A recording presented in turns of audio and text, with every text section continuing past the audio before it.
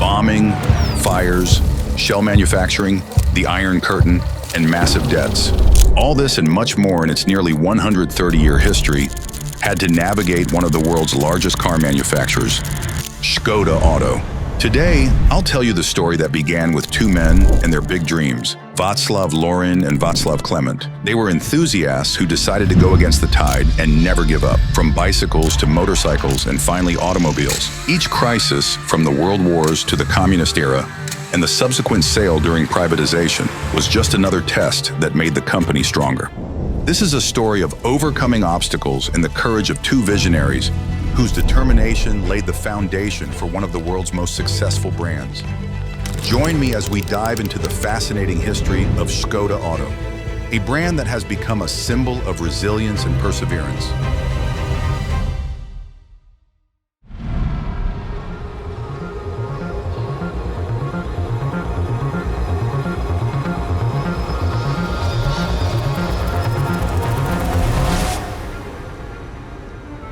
The Škoda story begins in 1895 when two men in Mladá Boleslav shook hands to seal the foundation of a bicycle manufacturing company. These men, who would later become pioneers of the European automobile industry, were Václav Laurin and Václav Klement. Václav Laurin was born on September 27, 1865, in a small settlement near Turnov in northern Bohemia, and grew up in modest circumstances, which he refused to accept. After completing his locksmith training, he moved to Mladá Boleslav to continue his studies and subsequently worked as a locksmith in several workshops in different locations. After 2 years in Dresden, he returned to Turnov as a talented mechanic, teaming up with his partner Josef Kraus to produce velocipedes.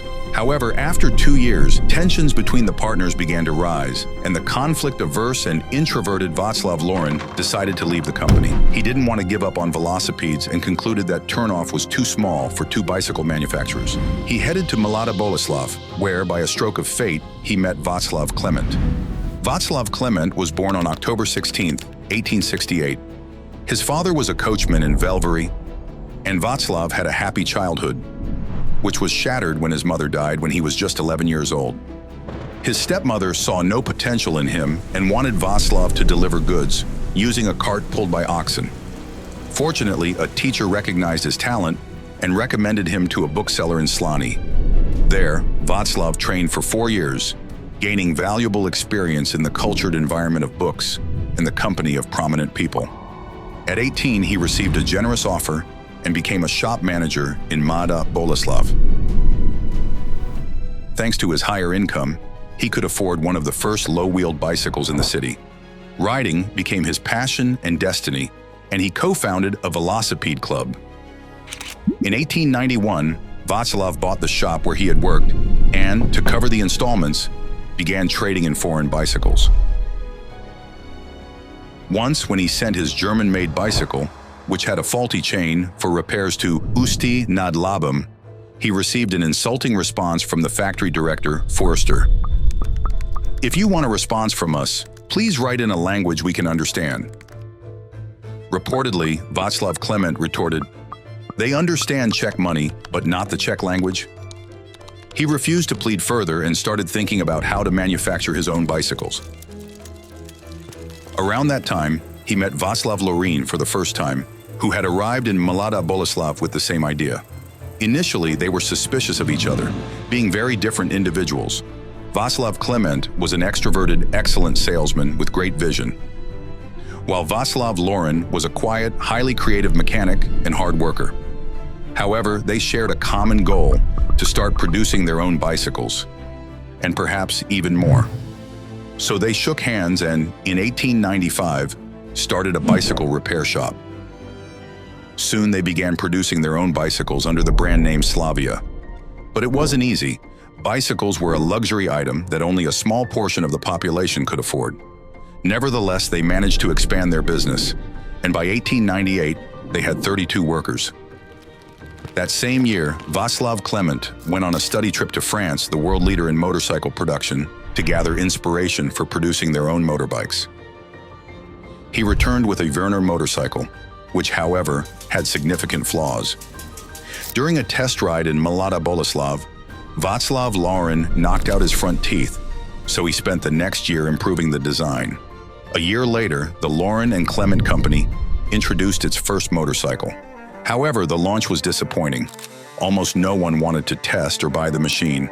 Czechs were skeptical of the new technology, and the high price, equivalent to a year's salary for a skilled worker, didn't help. Klement was forced to go to Germany and later to Great Britain, where he impressed a prominent dealer with the motorcycle's simplicity, securing an order for 150 units. Thanks to increased production, success at international exhibitions, and victories in the first motor races, some of which Klement himself participated in, prices began to drop and demand rose. By 1904, Laurin and Klement motorcycles were winning gold medals in almost every international race, and a major offer arrived from Dresden. The much larger Seidel and Naumann company wanted to start producing Mladá Boleslav motorcycles under the brand name Germania. The letter was signed by none other than Förster, the director who had refused to service Klement's bicycle a decade earlier. Václav graciously accepted the offer, but the Mladá Boleslav firm didn't rest on its laurels. For several years, it had been secretly working on its own automobile, which was finally approved for production on January 18, 1906. The Voiturette Type A, as it was later named, cost roughly 2 years' wages for a Czech worker, weighed 485 kilograms, and could reach speeds of 40 kilometers per hour. Compared to its competition, the Voiturette was relatively affordable and nimble, generating immediate interest abroad with demand outpacing supply. The company grew rapidly, employing 500 people, and the production of bicycles ceased entirely, with motorcycles soon to follow. All efforts were focused on innovating automobiles, which quickly became unbeatable on the European racing scene and were exported worldwide. However, the international political situation began to deteriorate. An economic recession hit, and customers delayed purchases of luxury goods like automobiles. On June 28, 1914, the assassination of Archduke Franz Ferdinand of Austria led to the outbreak of World War I a month later, during which civilian car production came to a virtual halt. Laurin and Klement faced an uncertain future that would be in jeopardy for a long time.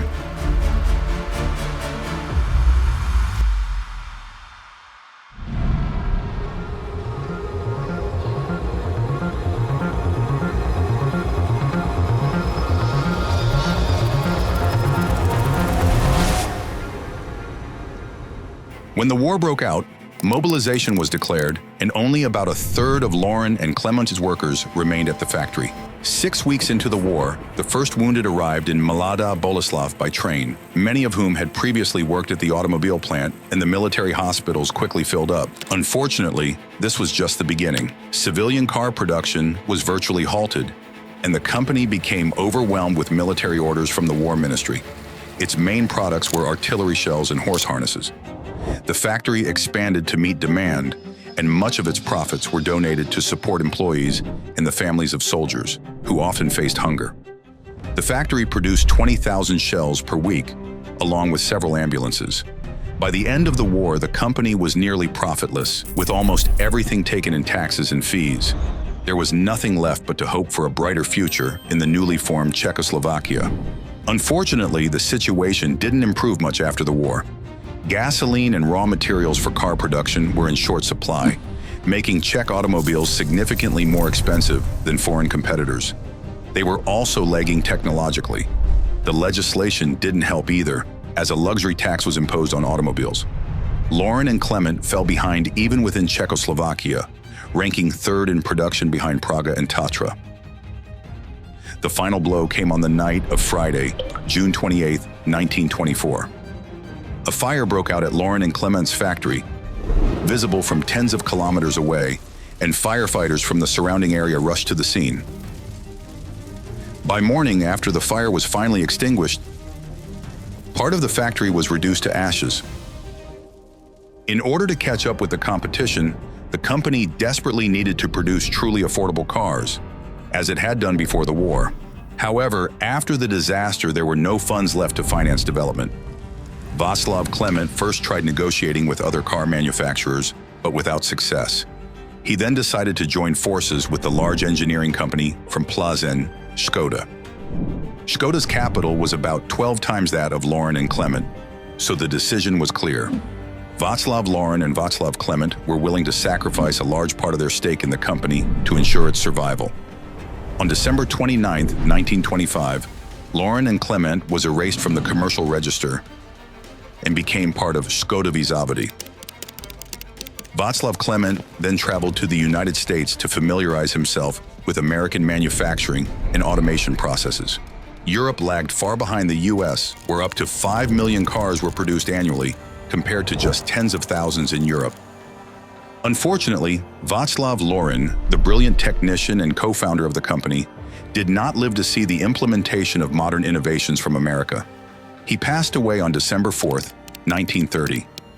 Even with these innovations, the company struggled with the bureaucratic rigidity of management in Plzeň, leading to further reorganization efforts and attempts to merge with other Czech car manufacturers. Initially, this time it seemed promising. Škoda, Praga, and Tatra were to join forces and help each other out. Although Tatra pulled out before the deal was finalized, an organization called Motor was formed. However, it didn't last long, and the original 20-year agreement fell apart after just 2 months. The settlement took several more years to resolve. The worsening situation was compounded by the global economic crisis, which peaked in 1933 with the introduction of additional punitive fees that forced many people to stop using cars.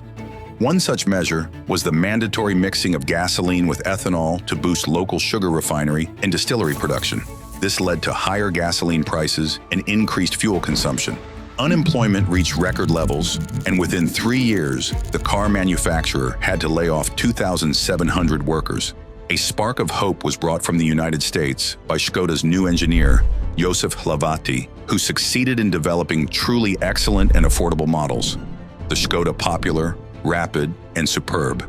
These helped the company regain its position as the #1 car manufacturer in Czechoslovakia.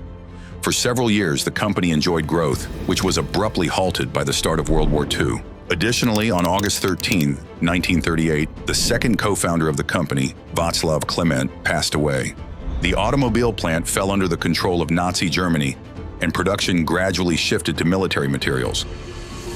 In the former Fender workshop, 25,000 coiled ammunition shells were produced weekly, and aircraft parts were manufactured in other parts of the factory. In January 1942, Ferdinand Porsche himself arrived in Mladá Boleslav to help develop new military vehicles. However, production was hampered by sabotage, extreme waste of scarce materials, and deliberate damage to components. Workers were regularly arrested and executed by the Gestapo, and the situation continued to worsen. The workday was extended to 12 hours, and company-wide vacations were canceled.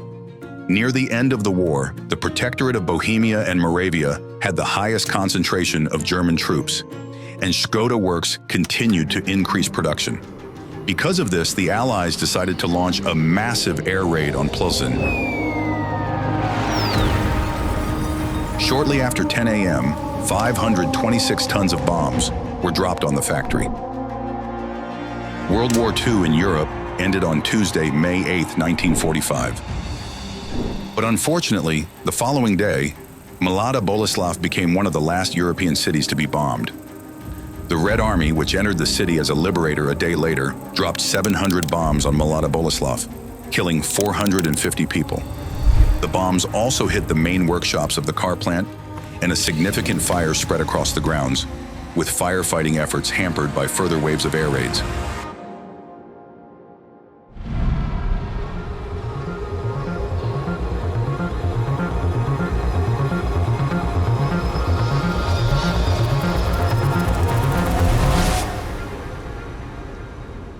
On May 24, 1945, production was partially restored in Mladá Boleslav.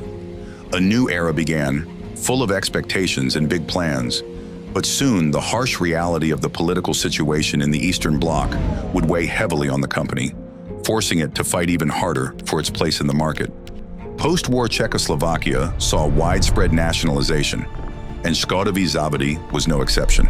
In early 1946, the Ministry of Industry announced the merger of several car and aircraft factories into one company, AZNP, officially and defiantly separating the Škoda car manufacturer from the Plzeň plant. Following the Soviet Union's model, the product range was drastically reduced, and production focused on the Škoda Tudor passenger car, while pre-war competitors Praga and Tatra were now restricted to producing only trucks. In February 1948, a communist dictatorship was firmly established in Czechoslovakia with dire consequences.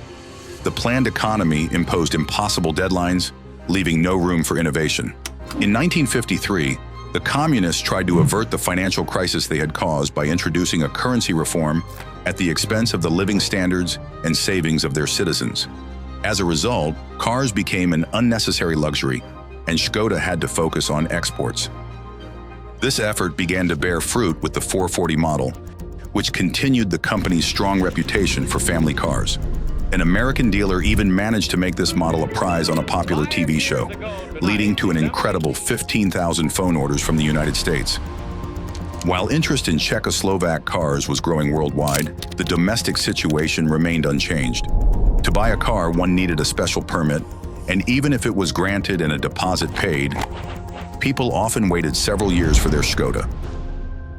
The highly successful successors to the 440, finally more accessible in Czechoslovakia, were the versatile Škoda Octavia and the elegant Felicia Roadster. Nearly 300,000 of these were produced in total. Another leap forward came with the Škoda 1000 MB with 45 horsepower and a top speed of 120 kilometers per hour. Škoda's participation in Formula 3 also boosted the brand's profile. Annual production reached an astonishing 100,000 vehicles by 1968. A year later, as renovations related to the launch of the new Škoda 100 and 110 series were being completed, a fire broke out in the upholstery workshop, engulfing 24,000 square meters of the site and destroying part of the warehouse and production area. The fire was extinguished after 3 days, but despite this trial by fire, production of the new models began on schedule. The new 110 models featured boxier designs, reflecting the fashion of the time, but offered few innovations. Škoda's appeal in the West was largely due to its low price. Nevertheless, while producing new 105 and 120 models, Škoda secretly worked on something groundbreaking. One of Italy's most popular design studios was contacted, and under the watchful eye of counterintelligence, a new model was developed and even tested and refined at Porsche's research center. The result was admired by Czechoslovak President Gustav Husak at an international trade fair in 1987. The Škoda favorite was finally a car comparable to Western models, at least to some extent. Jak pracuje zásobování, že tady chybí taková věc, jako je sedadlo? A major innovation was the return to front-mounted engines. But unfortunately, the drab color options still reflected the country's political reality. Would you choose faded khaki or mustard beige? However, major changes were already on the horizon, not just for the car manufacturer, but for the whole society. After the Velvet Revolution, Škoda's future would be decided, if it had any future at all. The end of the famous Czechoslovak car maker seemed almost inevitable.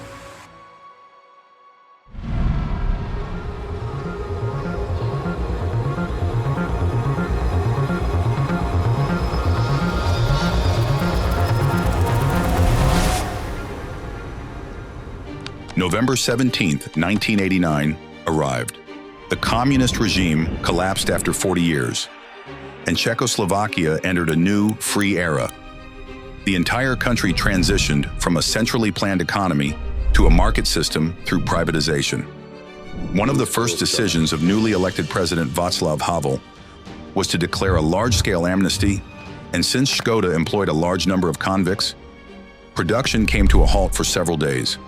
The opening of borders also brought a wealth of new car choices, and for people in the former Eastern Bloc, who used to sleep outside dealerships to get their hands on a new Škoda favorite, Czechoslovak cars, now subject to hyperinflation, became overpriced. By the end of the year, only 30,000 buyers on the domestic market had chosen Škoda, far short of the expected 120,000. With a production capacity of up to 200,000 cars per year, Škoda suddenly found itself burdened by an enormous debt of 8 billion crowns. The blame lay with the heavy investments in the favorite model, which had become unsustainably expensive due to the distorted pricing policies of socialist countries. Such crippling debt needed to be resolved, and in the spring of 1990, negotiations began with potential buyers for the car manufacturer. Representatives from General Motors, Fiat, Renault, Honda, BMW, and Volkswagen all visited Mladá Boleslav. By August, the field had narrowed to two candidates, the Renault-Volvo Alliance and Volkswagen Group. Renault's offer threatened to reduce the Mladá Boleslav factory to merely an assembly line for the Twingo model, whereas Volkswagen showed more respect for the Czechoslovak brand, promising debt relief, further development, and the preservation of tradition. This is why the government chose Volkswagen Group as the best candidate. In April of the following year, Škoda became a joint stock company, with 31% of the shares going to Volkswagen for an investment of 620 million marks. Volkswagen also committed to buying the remaining shares in the coming years to become the sole owner of Škoda Auto. But the Volkswagen acquisition only solved part of the problems. With the collapse of Yugoslavia, Škoda lost an order for 50,000 cars and continued to struggle in the domestic market. The favorite simply wasn't competitive enough on a European scale. As a result, the entire plant underwent extensive reconstruction and innovation, and by 1993, Volkswagen's influence became fully apparent. A new favorite and foreman with 548 improvements were introduced, finally allowing the car manufacturer to stand its ground and prosper. Later, after the dissolution of Czechoslovakia and the production of millions of favorite cars, it was time for something new. The facelifted model brought many great innovations and improvements, the Škoda Felicia. Its automotive success soon followed, and the car quickly gained worldwide acclaim, the kind that had been missing in Škoda's 100-year history. The next model was even declared the fourth best car in an International Car of the Year, and in terms of price-value ratio, it had no global competitor. The new Škoda Octavia outperformed even its corporate rivals from Audi and Volkswagen in terms of quality.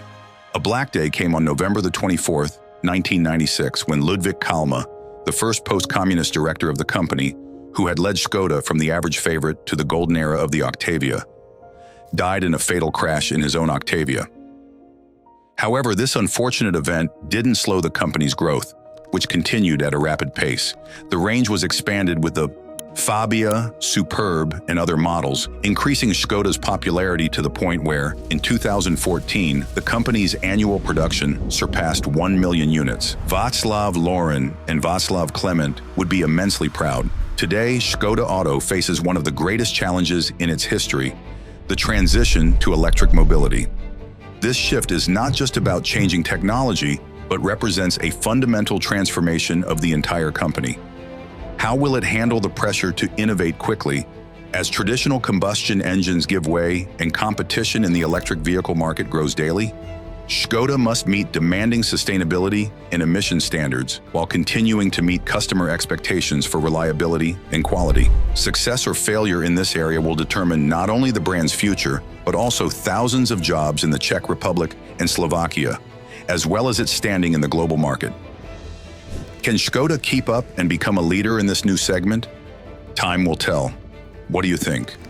Let me know your thoughts in the comments. Thanks for watching, and see you in the next documentary.